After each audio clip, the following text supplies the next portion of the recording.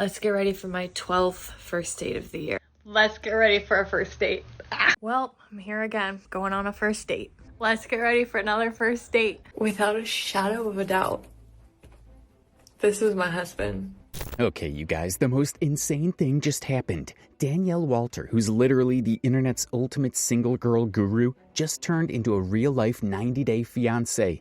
Yes, you heard that perfectly clear. The exact woman who built her social career telling you to treat guys like job applicants just threw her own rulebook straight into a paper shredder. If the most exciting thing in your life is what happens with him, there's more we need to work on than just the situation with him. To know that it takes months to actually get to know someone. No decisions should be made within the first few months, you know. She just announced they're getting married super soon, and her fans are completely horrified. Like we're talking about a total personality swap. She met a guy at the gym, broke her legendary 3-month rule, got engaged in 6 months, and now she's rushing a wedding out of nowhere. But what does her new fiancé, Lucas Alcantara, actually bring to the table? Because when you look past the gorgeous Ritz-Carlton proposal and the perfect pink flowers, the whole situation looks sketcy as hell. And not because I'm making our relationship, but our relationship, it's our opinion how we were living. making Relationship. How did the supposed smartest girl in the dating scene fall into the exact trap she spent years warning others to avoid? Well, grab a snack, turn up the volume, and let's unpack the ultimate fraud of Danielle Walter. the empathy with these people. To truly understand how insane this whole betrayal actually is, or how delusional this lady was, depending on which side of TikTok you land on, we have to go back to the very beginning. Because long before Danielle Walter was all over your For You page, she wasn't even an influencer. She was literally just a corporate worker bee grinding in tech sales in Silicon Valley. She lived in the Bay Area, worked a super stressful full-time job, had crazy quotas, and lived a totally normal, basic life.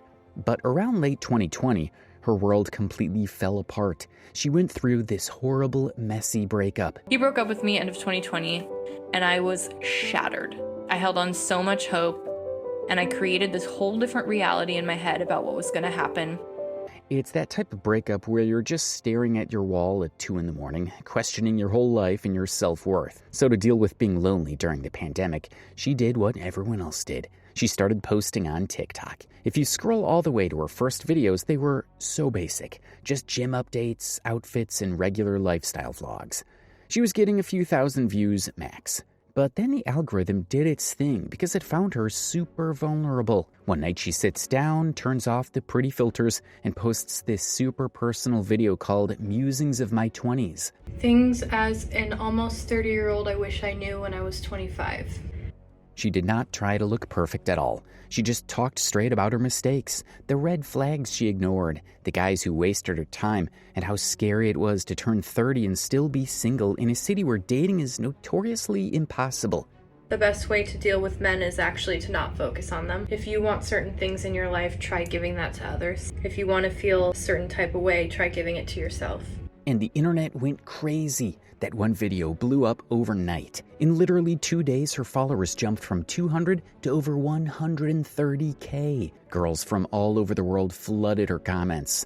But yeah, it makes sense. She was saying out loud exactly what so many independent women are scared of, which is being successful but never finding a good guy.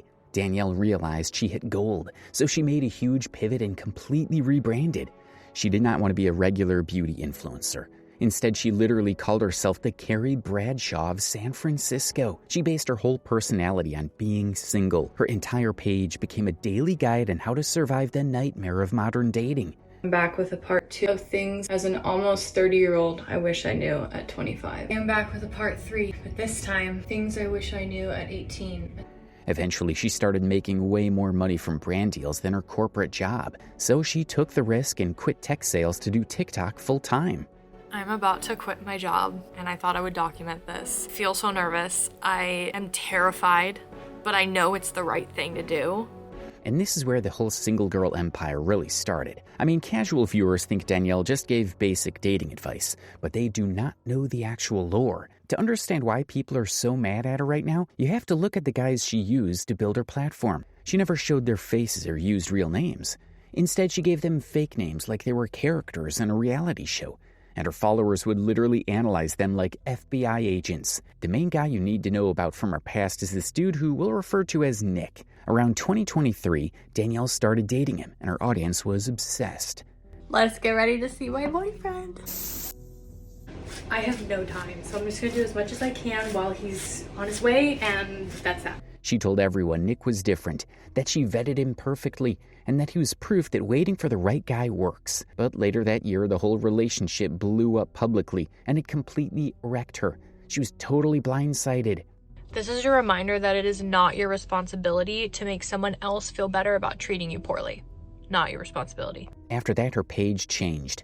She stopped doing casual vlogs and turned dating into a literal job. She said dating in cities like San Francisco is just a numbers game.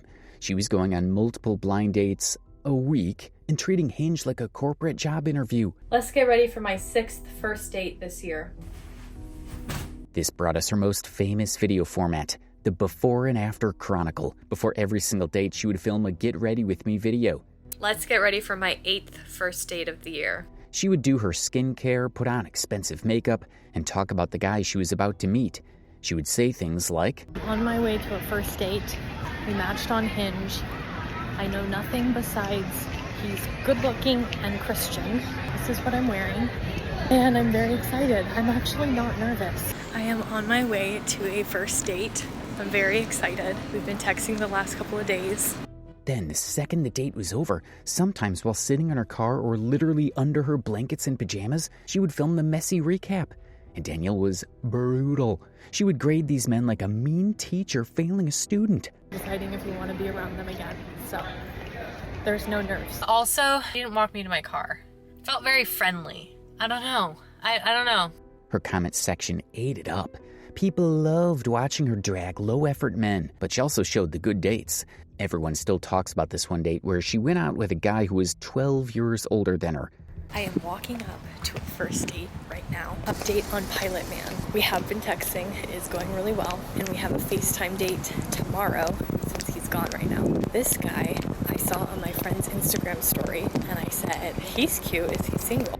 Danielle used to be a worship pastor, and this older guy was super religious. In her recap, she praised him for being a real godly man who prayed before dinner and treated her like a queen. After that, her content shifted big time into faith-based advice about waiting for a godly husband. And through all these crazy dates, Danielle created her holy grail of dating rules. These were the strict rules her community lived by to protect their own hearts. So at this point, you need to know her top 3 rules, because this lady's about to go ahead and break every single one of them for this new guy, Lucas Alcantara. First is the 3-month mask rule. Danielle claimed for years that you should never be exclusive, call a guy your boyfriend, or stop dating other people until 90 days have passed. Her logic was that a guy can fake being nice for 3 months, but after 90 days, his mask slips and you see his real red flags. So protect yourself and wait out the 3 months. Second is the passive pursuit rule. She told women to never chase a guy or force an interaction. The only weapon she gave her audience to use in public was intense eye contact. She told girls to lock eyes with an attractive guy just a second longer than normal to give him the green light. You freak out when you see a cute guy and you're like, don't look at them, don't pay attention. I don't know why we do that, because it's the opposite of what we need to do in order to get approached. So I was like, take a breath. She argued that a high-value man will see that look, make his move, and chase you. If you have to do anything more than look at him, you're being desperate. Then rule number 3 was the wallet rule. Danielle literally preached for years that how a guy spends his money on those first 3 dates tells you everything. Like he needs to plan it, execute it, and pay without making it weird or trying to split the bill. If he was weird about money early on, block and delete, girl. Walk away. And look, her fans weren't just watching for this cheap drama. They were using these exact rules like a shield to survive a totally exhausting dating market. Danielle was basically their fearless leader, like the one woman who could never be fooled by a pretty face or smooth talking. But cut to the summer of 2025, and every single one of those strict laws completely crumbled into dust. Danielle had spent 2 whole years telling millions of single girls exactly how to protect their peace and spot red flags from a mile away. But then, on a totally random day, she walks into a fancy gym in San Francisco, and every single boundary she ever talked about just poofs, vanishes. This is not a drill. I just got asked out at the gym. You're not going to believe this. He's Brazilian. He is an ex-engineer / model. And according to her own story, this wasn't even a standard Hinge match. This was like a straight-up movie moment. She spots this super hot, incredibly fit foreign guy named Lucas Alcantara across the gym floor. Now remember rule number 2? Never chase a man. Never force eye contact. Let the guy find you. Yeah, forget all that. Me and asked me to go to coffee. The backstory of this is yesterday I saw him at the gym, and Danielle literally admitted on camera that she totally engineered the whole thing. She didn't just look at him. She gave him this crazy, intense, unblinking eye contact across the weight room. She basically hovered around him to give him the ultimate green light to come talk to her. Now, for a normal person, that's just flirting. But for the girl who built $1 million brand saying that chasing attention is pure desperation, this was the very first crack in the wall. Eyes at me, and he like gave me a full-on smile, and then I like smiled back at him. It was like a full magnetic moment of like 5 to 7 seconds of that, like unbroken smiling eye contact. Then I see him again at the gym today, and I looked at him again, and I gave him the signal, like I dropped the handkerchief. So Lucas takes the hint, walks over, and the chemistry is just instant and totally consuming. They set up a first date. And this is where the drama goes from a cute romance to whatever this is. They go out for drinks and dinner, and midway through, Danielle goes to the restaurant bathroom. She stands in front of the mirror, pulls out her phone, and records a voice memo that says, "This is my husband. I am looking at the man I am going to marry." Think about how wild that is. I'm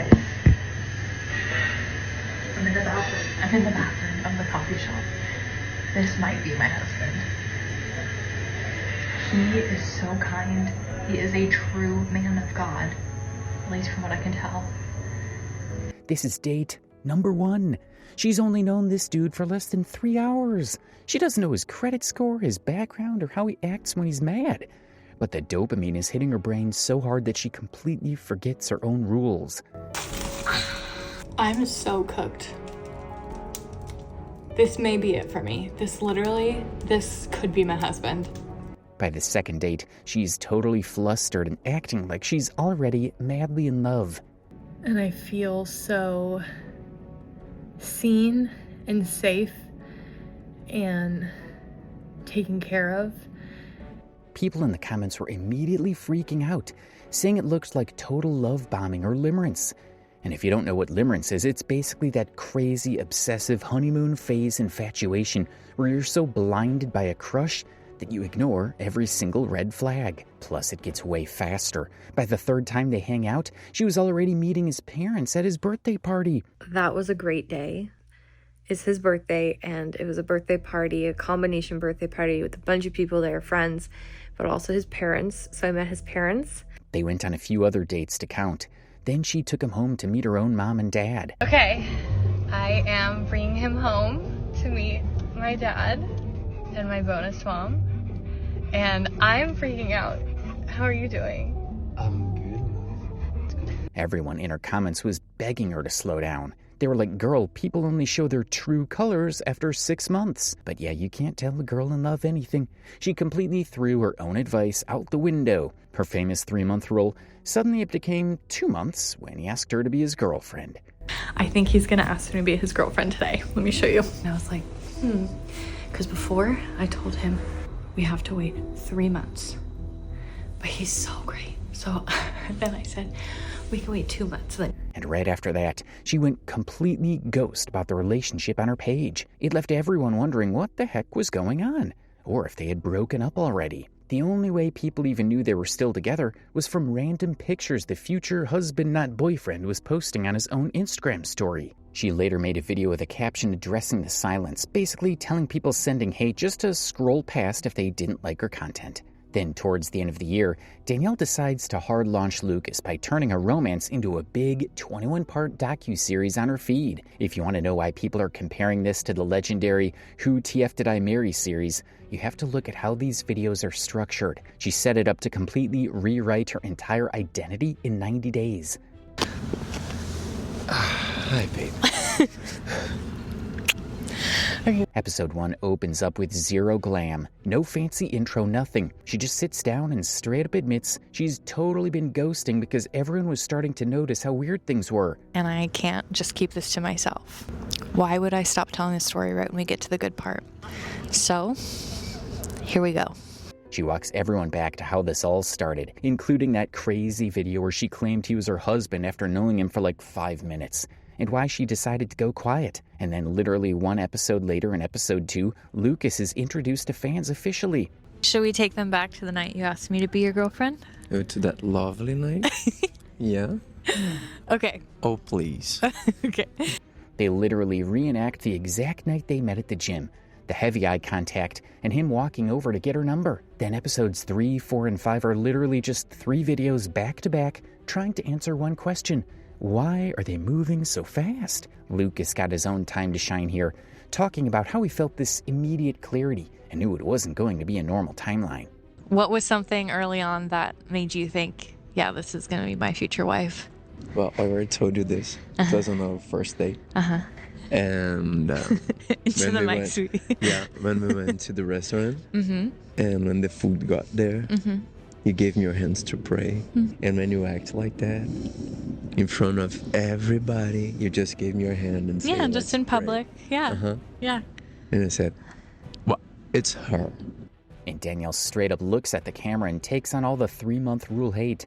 She basically said her own rule doesn't apply when things are this clear. Like, okay, girl, so the rules are only for others? Got it. By episode 6, the entire video is just her speaking about the backlash. Okay? Okay. By this time, you had just asked me to be your girlfriend.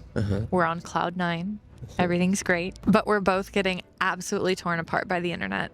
Oh, People on the internet found out who you were. yeah. Primarily some very unkind people. And it just got blown out of proportion. Yeah. And I was honestly just hoping for this great big moment of joy of introducing Lucas. But that got taken from me in possibly the worst way. She talks about how people are calling their relationship a total stunt for views, and says she started posting super boring content on purpose just so people would leave her alone. Then in episodes 7 and 8, they talk about going completely dark on social media together without posting updates, just them living in their own little bubble. And while we're not posting anything about us, and the internet was forming all kinds of opinions, theories, and spewing hate, we just went on dating and having a great time together. Yeah.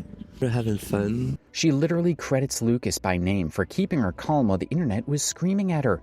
But I was just keeping it to ourselves and being in our own little bubble. Next, in episodes 9 through 11, she brings back her famous catchphrase. If he wanted to, he would, but she points it at Lucas this time. She lists all these specific things he did as proof that he's the one, without even being asked. So every month on our month anniversary, some people are going to be so upset about this, but every month on our month anniversary, Lucas plans something for us without me saying anything. I don't ask at all. He tells me. She literally goes point by point explaining why their relationship works.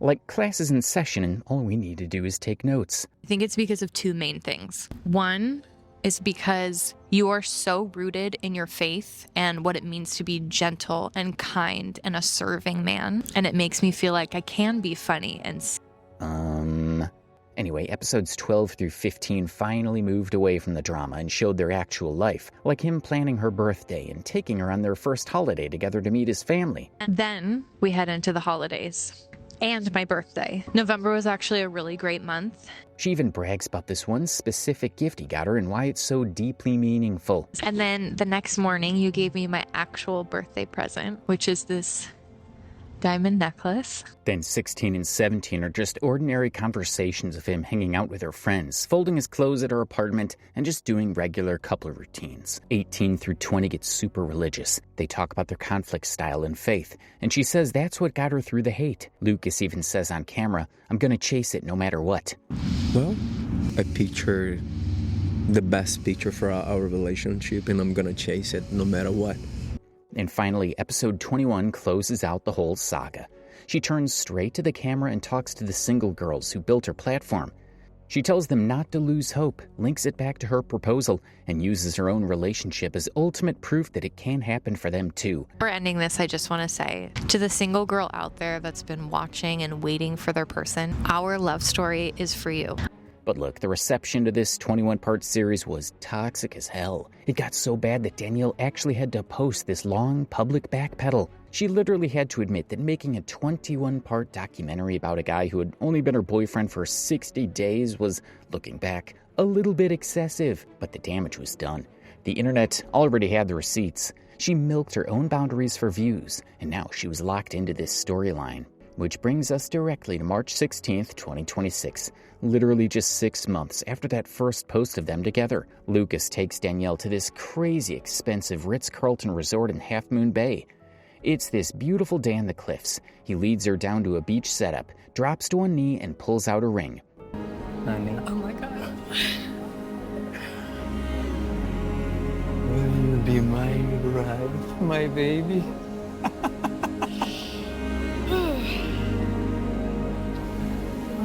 Yes, will you marry me?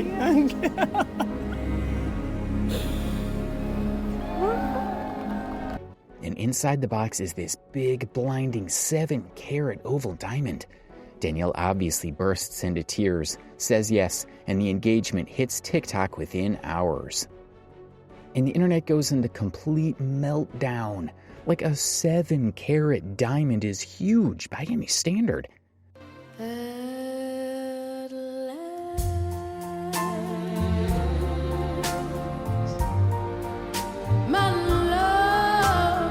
But the real bombshell isn't even the size of the rock. The real drama drops when Danielle casually announces their wedding date. They aren't planning a normal, stable 1-year engagement to actually figure out their lives and build a house. No, they announce they're getting married soon this year, but no date yet. However, the ultimate kicker is when the community found out that her 7-carat ring was actually a sponsored partnership deal. Meanwhile, Lucas didn't even pay a single dime out of his own pocket. Now let's do some basic math on this because it gets crazy. From the second they met at the gym to the moment they walked down the aisle, the whole relationship is only about a year. And from the proposal to the actual wedding day, it's lightning fast for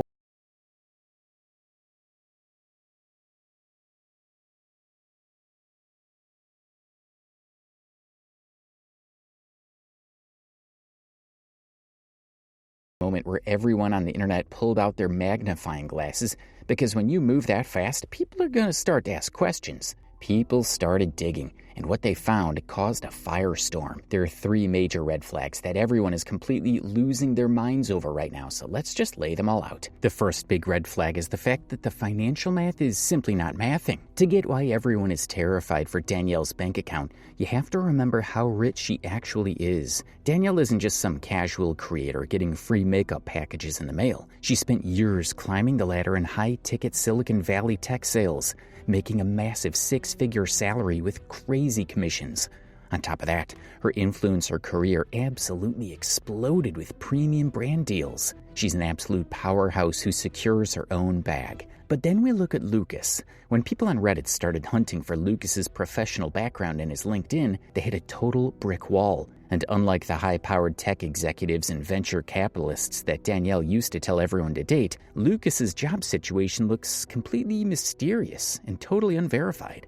Now look, a wealth gap in a relationship's not a crime. If a rich woman wants to marry a guy who makes less money because she loves him, that's totally fine. But for Danielle Walter, He's not draining her bank account. She's draining her bank account. Everything that they do, this entire relationship, she plans. Anyways, that brings us directly to red flag number 2, which is the elephant in the room, his legal immigration status. The second you look at this legally, the craziness of this relationship suddenly kind of makes sense. Lucas is originally from Brazil, and people online discovered that his ability to legally stay and work in the US was tied to these super strict, time-sensitive visas. So the running theory across Reddit and TikTok right now is that this hyper-speed wedding wasn't driven by romance at all. People are heavily speculating that this 90-day wedding sprint was completely forced by immigration deadlines, work visa expirations, or the urgent need to secure a green card. Her own fans are getting major whiplash. The exact woman who explicitly told single girls to never rush into a marriage contract, to protect their finances at all costs, and to evaluate a guy over multiple seasons, just entered a high-speed marriage sprint with a guy whose time in the country was actively running out. People are literally asking, is he marrying her because she's his soulmate or because she's his ticket to a green card? When a man serves a woman financially, emotionally, and physically, beyond of having an incredible relationship, he also changes. He also got more sensitive. He also got better as a human being, you know. But the most disappointing part of this entire saga, and the real reason her community is completely turning against her, is red flag number 3, which is how hostile she got with her own audience. For 3 whole years, Danielle built this relatable bestie brand. She acted like she was doing all of this to protect her followers so they could survive the modern dating war together. If the most exciting thing in your life is what happens with him, there's more we need to work on than just the situation with him. Her audience trusted her completely. They bought her products, boosted her views, and literally gave her the financial freedom to quit her corporate job. But the exact second that same audience showed genuine, real worry for her safety and her bank account, Danielle's entire attitude flipped. The support of internet big sister completely vanished. An hyper-defensive influencer took her place. She started systematically deleting thousands of totally respectful, concerned comments from longtime followers. She completely locked down any comment section that featured Lucas. And then came the response videos. Instead of addressing any of the massive red flags, Danielle started taking shots at her own followers. But I don't understand the narrative of telling me how much you don't like me. You know? It's just like, I would love to not have to deal with that. This completely shattered her bond with her audience. Her community realized that the moment her own dating advice crashed into her real-world choices, she would rather silence her loyal supporters than face the giant red flags staring her right in the face. She literally chose to protect the ego of a stranger over the community that built her social media presence. And oh man, people are also pointing out some major behind-the-scenes drama with her friends. Like everyone's talking about that video with her friend Shayla doing that funny little sim dance with her hands up while Danielle completely ignores her to talk to the camera. Okay, I'm engaged. My best friend here with me. Look at this little girl. She's a bride, she's a bride, she's a bride, bride, bride. It literally looked like she just called Shella into the room to act as a prop for the video, got bored of her, and immediately cast her aside. People on Reddit are also saying this speech Shella gave at Danielle's party felt totally fake and not genuine at all, like the friends aren't really in support of the wedding. I would like to raise a toast to our very special dear friend. I wasn't planning on saying anything other than just giving a toast, so. Do a whole speech. Oh my God. Speech. First of all, she looks gorgeous. Anyways, thank you for all of you guys for being here to help celebrate Danielle. She obviously has a very short window with this wedding, so we want to make sure that we give her this time in her life and in this season of being a bride. Yes. And send. All of this friend drama is making people look at her completely differently. And that's exactly why the internet is losing its mind right now. It's not just about Lucas being a clout chaser or trying to get a green card. People are realizing Danielle is ditching her actual friends for a guy she barely knows. And when we look back at this mess, we have to zoom out and ask, why does the internet care so much? Why are thousands of grown women spending their nights writing essays on Reddit and tracking a stranger's wedding down to the exact day? It all comes down to the crazy power of parasocial relationships. Parasocial relationships describe the one-sided relationships that your fans have with you, where they are invested and interested in your life, have a psychological and emotional tie to you. Her fans weren't just watching her for cheap entertainment, they treated her like an oracle. Things I wish I knew in my 20s about dating from a 31-year-old. You need to get a handle on or at least be aware of your anxious attachment and limerent tendencies. When she sat in her bed in her pajamas, she wasn't just talking to a lens. She was looking into the eyes of millions of single women who felt lonely, disposable, and deeply broken by modern romance. She handed them a sword and a shield. Her rules were their emotional armor. And that's exactly why this lightning speed marriage feels like the ultimate betrayal. The second a hot guy gave her attention, she threw all her own advice away. By ditching her 90-day rule at day 60, Ignoring his sketchy financial background and rushing to the altar to beat an immigration clock, she basically told her followers none of the boundaries actually matter if you're lonely enough. It just proved to everyone that even the most analytical dating guru can get completely blinded by a guy love-bombing them. So honestly, what's the real deal here? Is she just totally blinded by a hot guy? Or is this whole wedding just a massive stunt for views and attention? I guess we'll find out once the wedding's over and they actually have to live together as a married couple. Let's just hope for her sake that it goes well.